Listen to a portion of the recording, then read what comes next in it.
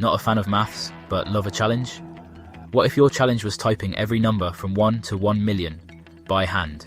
Meet the bloke who actually did it. Alright, picture this. A man, a trusty typewriter, and a single goal type every whole number from 1 to 1,000,000. No fancy computers, no copy-paste shortcuts. Just pure old-school patience. It took him 16 years. That's longer than it takes most of us to finish school. Why? Just because he fancied the challenge.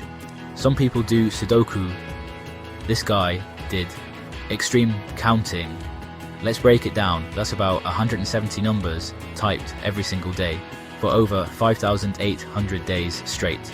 Imagine his fingers and imagine the noise from that typewriter. Hope his neighbors were understanding. So, next time you struggle with a bit of paperwork, remember this man. 16 years, 1 million numbers, and a world record in patience. Sometimes, the most impressive achievements are the weirdest ones, right?